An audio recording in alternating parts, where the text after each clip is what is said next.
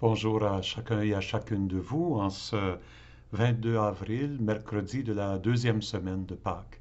Ici Paul-André Durocher, archevêque de Gatineau et administrateur apostolique de Mont-Laurier, pour jeter un regard sur les lectures que nous propose la liturgie en ce jour. Nous continuons notre lecture des Actes des Apôtres, mais ceux qui suivent, vous allez voir qu'on saute le début du chapitre 5 pour aller directement au verset 17. Euh, le début du chapitre 5 raconte une histoire peu savoureuse de quelques chrétiens qui ont été malhonnêtes avec les autres membres de la communauté.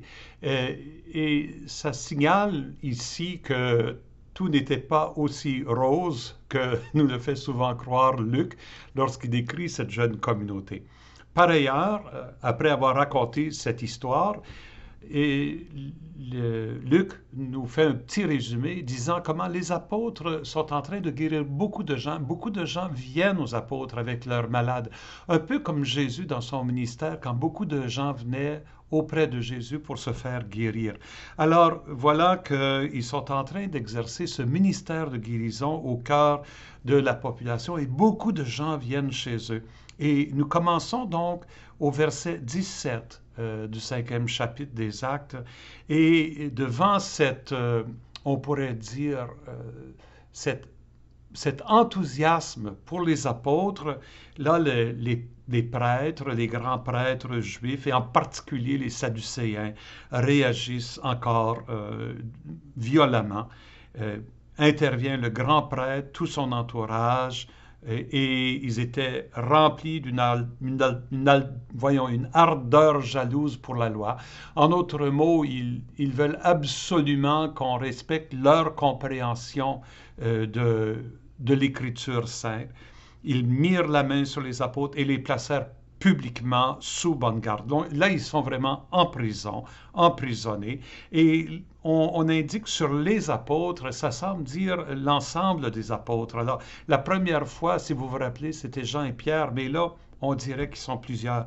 Et pendant la nuit, l'ange du Seigneur ouvrit les portes de la prison et les fit sortir. Pendant la nuit, ça me frappe. L'ange du Seigneur, ça représente la présence même de Dieu qui vient les libérer de la prison. Et en même temps, l'ange leur dit, partez, tenez-vous dans le temple, et là, dites au peuple toutes ces paroles de vie. Annoncer l'Évangile, c'est dire des paroles de vie. Les apôtres écoutèrent, et dès l'aurore, ils entrèrent dans le temple, et là, ils enseignaient. À l'aurore, au petit jour. Moi, il me semble qu'il y a un lien ici avec la résurrection de Jésus. Trouvez-vous pas? Tu sais que durant la nuit que Jésus a été libéré du tombeau, qu'il est ressuscité, et c'est au petit matin que les femmes vinrent pour voir le tombeau vide, et c'est là qu'elles firent l'expérience du ressuscité. On dirait que les apôtres, d'une façon un peu analogue, ils sont dans le cachot, dans la prison, et dans le milieu de la nuit, l'ange de Dieu vient, les libère, un peu comme s'ils reviennent à la vie, et leur donne la mission, allez parler aux gens. Alors, ils se retrouvent dès le petit matin en train de parler aux gens.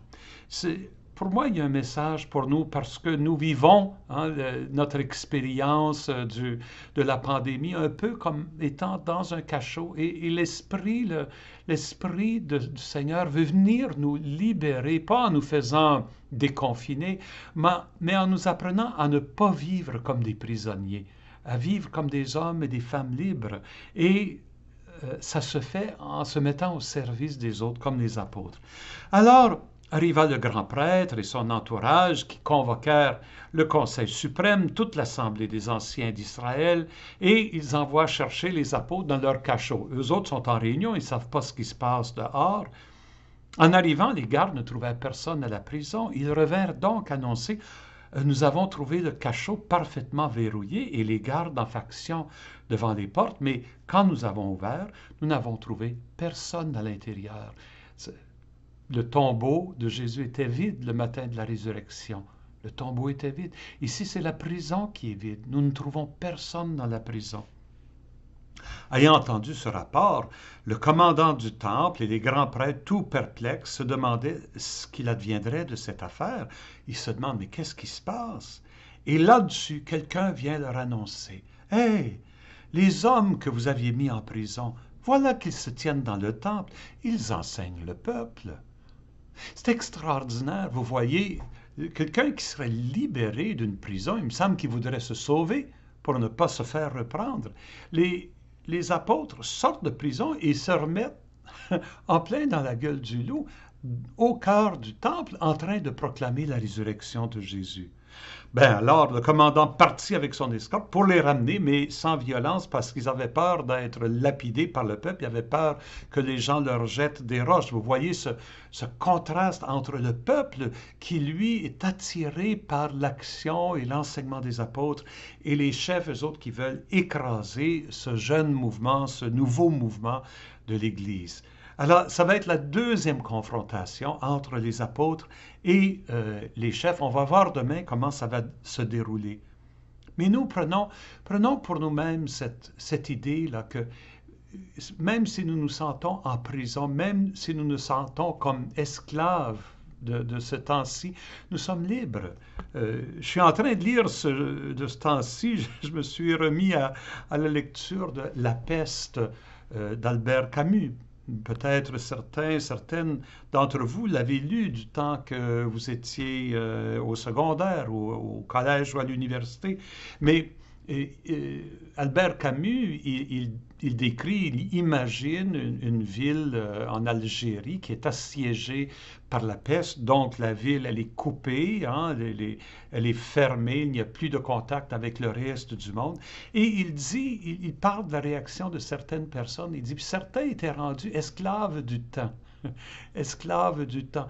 Parce que dès que le soleil apparaissait, là, leur visage était radieux. Mais dès que le soleil disparaissait, alors là, il y avait comme un voile sur leur visage et leurs pensées.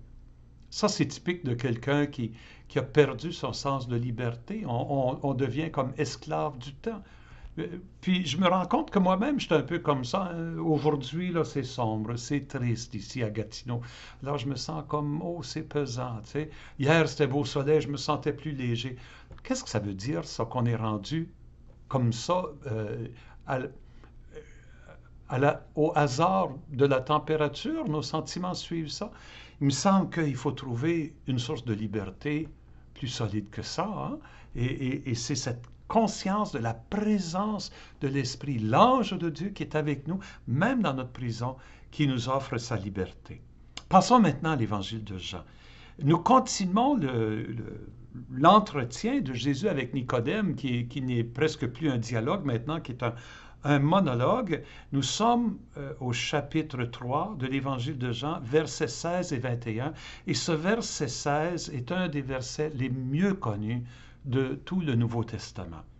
En ce temps-là, Jésus disait à Nicodème, « Dieu a tellement aimé le monde qu'il a donné son Fils unique, afin que quiconque croit en lui ne se perde pas, mais obtienne la vie éternelle. » Oui, là-dedans, il y a comme, c'est le cœur de la bonne nouvelle, on pourrait dire. Hein?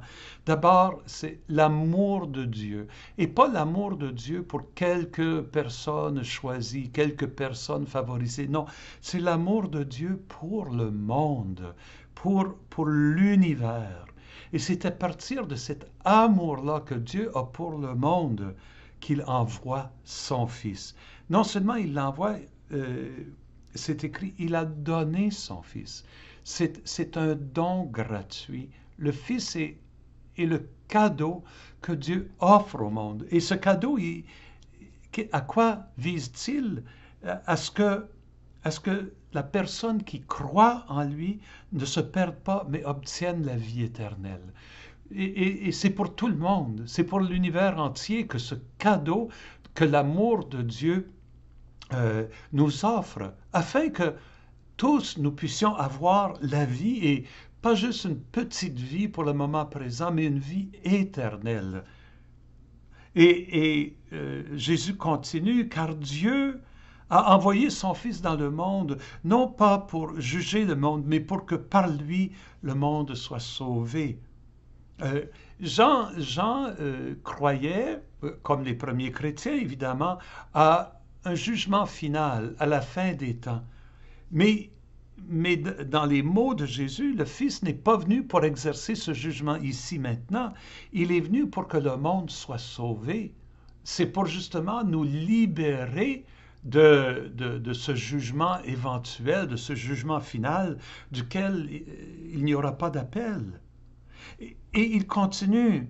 Et celui qui croit au Fils, il échappe au jugement. En d'autres mots, il y a comme ici et maintenant, si nous croyons au Fils, nous sommes libérés, nous sommes dans la vie. C'est dire que la vie, cette vie éternelle, elle est déjà commencée en nous. Par contre, celui qui ne croit pas est déjà jugé du fait qu'il n'a pas cru au nom du Fils unique de Dieu. Celui qui n'opte pas pour le don d'amour de Dieu est en train de se couper de l'amour de Dieu. Ça, il faut comprendre. Notre idée de jugement, c'est comme si Dieu va dire, ah, tu as été bon, d'abord je te récompense, tu as été méchant, je te punis. Non, c'est pas ça du tout.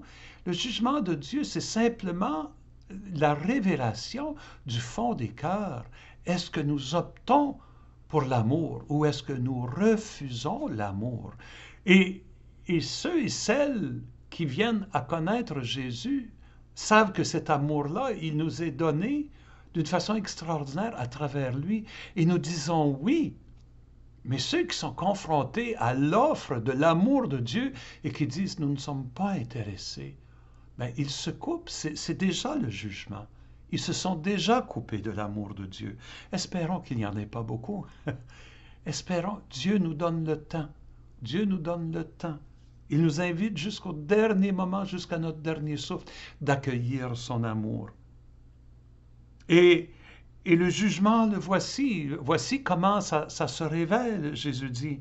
La lumière est venue dans le monde. Ça, il est en train de se servir du langage du prologue de Jean. Au début de l'évangile de Jean, quand c'est écrit, la lumière luit dans les ténèbres.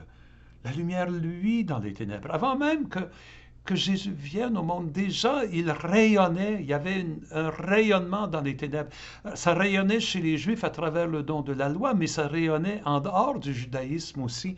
Chacune de nous, avant même de connaître Jésus, il y a une parcelle de lumière qui vient nous rejoindre. L'accueillons-nous ou est-ce qu'on la rejette? Cette parcelle de lumière-là. Je pense que beaucoup plus de gens qui l'accueillent. Vous savez, il y a beaucoup de gens dont on dit... bon, il n'était pas pratiquant, il n'était pas croyant, mais mon Dieu qu'il avait un bon cœur. Mais ça veut dire qu'il est en train d'accepter la lumière, ça. Et espérons que beaucoup de gens acceptent la lumière comme ça. La lumière a brillé dans le monde, elle est venue dans le monde. Mais malheureusement, il y a des hommes qui ont préféré les ténèbres à la lumière parce que leurs œuvres étaient mauvaises. C'est comme s'ils sont penchés vers les ténèbres. Celui qui fait le mal déteste la lumière. Quelqu'un qui opte pour les ténèbres ne veut pas que la lumière soit faite. Il ne vient pas à la lumière de peur que ses œuvres ne soient dénoncées. Mais celui qui fait la vérité, qui opte pour la vérité, qui choisit l'amour, il vient à la lumière pour que soit manifeste que ses œuvres ont été accomplies en union avec Dieu. Qu'est-ce qu'on peut retenir de ce texte? D'abord, l'amour de Dieu pour chacun et chacune de nous. Deuxièmement, le don de Jésus comme un chemin de vie qui nous est proposé. Troisièmement, le choix qui relève de nous. D'accueillir cet amour et d'y répondre en disant oui. Et pour ceux et celles qui connaissent Jésus, de dire oui à Jésus, de reconnaître que sa parole, c'est une parole de vie. Et de reconnaître qu'il y a la possibilité de dire non. Il existe au moins la possibilité de dire non. Quelqu'un m'a dit, Paul-André, crois-tu qu'il y a des gens en enfer? Ma réponse, je ne le sais pas, mais je sais ceci. Si nous avons la liberté de dire oui, nous avons certainement la liberté de dire non. Donc, je crois sincèrement et véritablement à la possibilité de l'enfer. Car l'enfer, c'est le choix de vivre hors de l'amour de Dieu. L'important, c'est le choix que nous avons à faire ici et maintenant. Est-ce que je choisis de vivre dans l'amour de Dieu, en accueillant son amour d'abord et en partageant son amour avec les personnes qui m'entourent. C'est le choix qui nous est fait.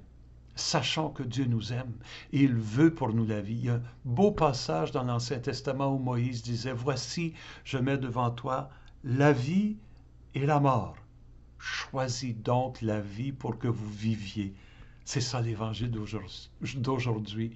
Vous avez le choix entre la vie et la mort, l'amour ou le repli sur soi. Choisissez donc l'amour, choisissez la vie pour que vous viviez. C'est ma prière pour chacun et chacune de vous. Au nom du Père, du Fils et du Saint-Esprit. Amen.